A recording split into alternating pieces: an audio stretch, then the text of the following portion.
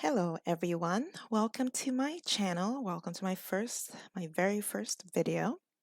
I am just a girl and I just talk about any issues that are on my mind currently.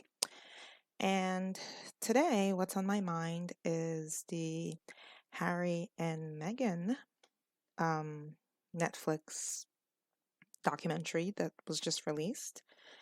But most importantly today, I want to talk about the award that they received like a day or two before the documentary came out, a few days before the documentary came out, which kind of seems a little planned, of course.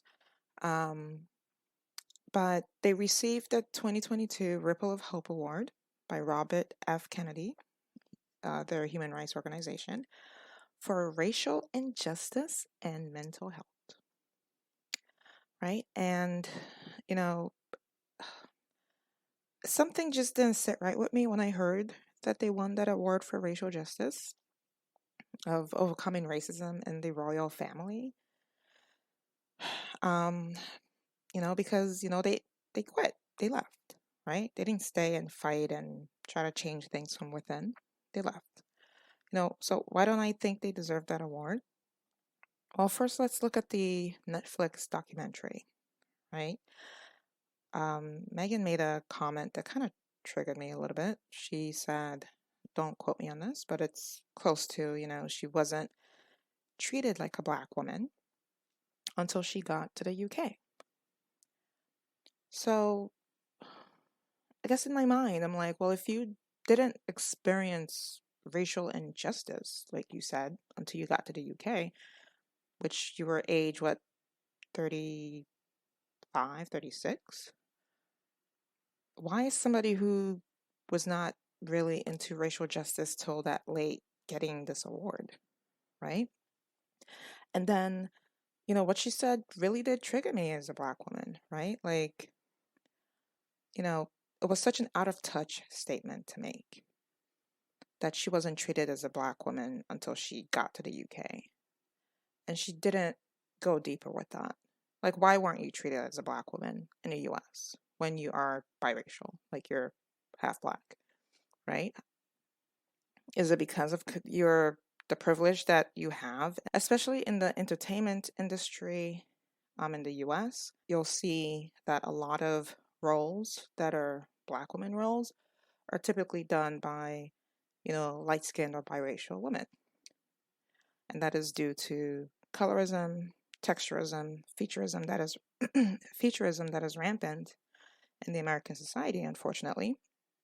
But funny enough, you don't see that with black actors as much. I mean, black men actors as much, right?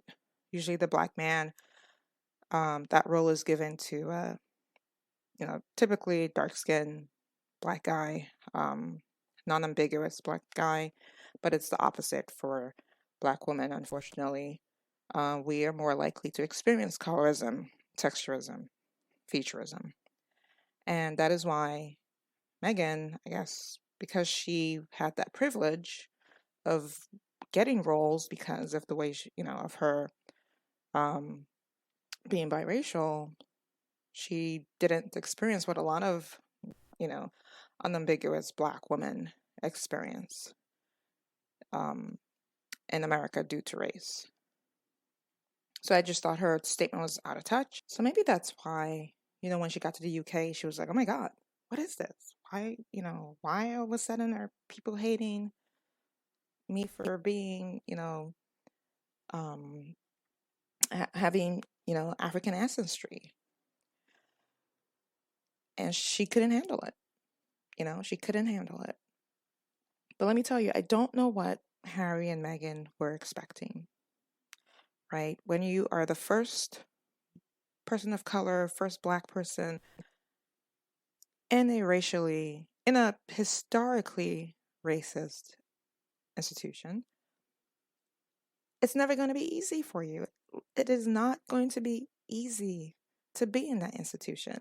It's almost like you being the first, it's going to be difficult, but you kind of like you stick it through and you suffer through because you're making it easier for the next generation, the next group that's coming behind you, right?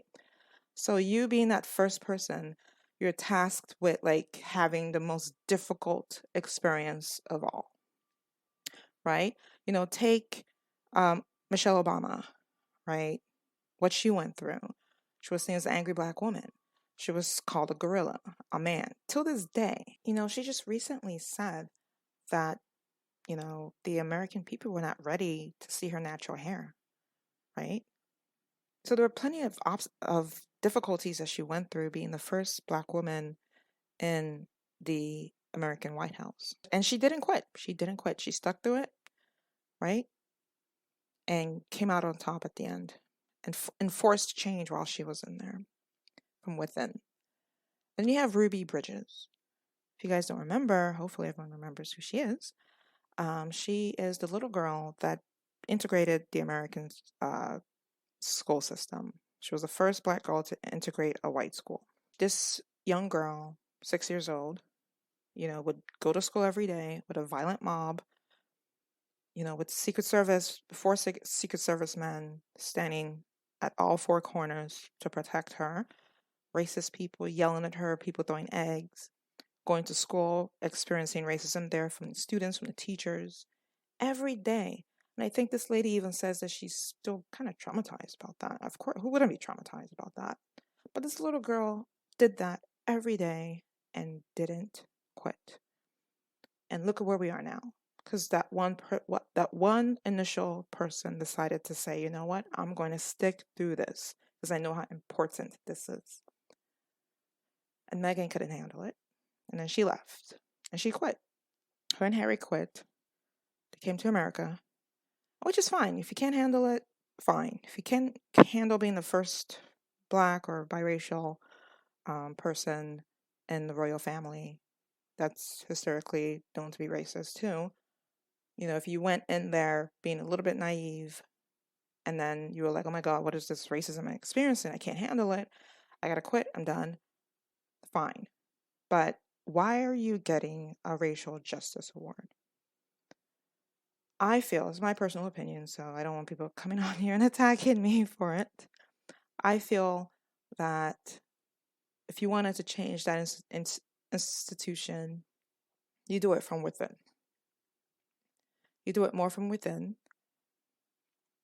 And it's not going to be easy. It's not going to be quick. It's going to take time, but you will make some change. Now you're out of it and you're doing all these documentaries and saying, little tidbits. Oh, somebody said something about my child's skin color, but I'm not going to say their name. Like just little things. How is that deserving of a racial justice award? There's so many people, even Bernie Sanders has photos of him in sit-ins with doing the civil rights movement, sitting in with black people doing the civil rights movement. He has photos of doing that. He was down for the cause. Can he get that award instead? Like, why does Harry and Meghan, who just got a history lesson on race and just started to experience racism, deserve a racial justice award? I just confused. But yeah, what she said triggered me, and I do wish that on her podcast she spoke about that, about colorism and texturism, featureism, of her privilege as a biracial woman in the United States that I guess didn't transfer as much over in the UK, and then she started to experience racism there. I wish she talked about it, and it would have made her come across as more authentic, right? Again, I am not discounting that she went through racism in England and in the UK. I saw how different they treated her versus they treated Kate. Kate got a lot of heat from the media also, but I saw Meghan's own. Hers was worse due to the race element, so I definitely saw it, but I did not expect any less as a black woman. As a black woman, I did not expect any less, right? You know, she has this privilege to, okay, well, I'm going to quit. I'm going to go back to America where, like, I don't experience as much racism. But, there are a lot of Black women who are experiencing the Black woman, you know, racism experience in America, and will experience the same thing in UK.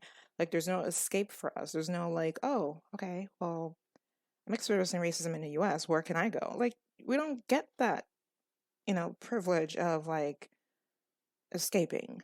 Like, Michelle didn't have that privilege. Ruby Bridges didn't have that privilege to just, like, oh, I'm just gonna quit, and then I'm gonna win an award for that. Like, no, no. These women didn't have that choice to quit. They stuck through. They, they pushed through the racism. They fought back against it, and they tried to make and enforce change from within. And eventually, they came out on top. And that to me is what's deserving of an award, and not somebody who quit. So, and I'm not vilifying her for quitting. Again, I don't agree with the award. And that's it. But thank you all for listening. Leave your own, opinions in the comments. Again, this is my own personal opinion. Just keep it civil. Make sure to follow or like if this was to your liking. Take care, everyone. Bye.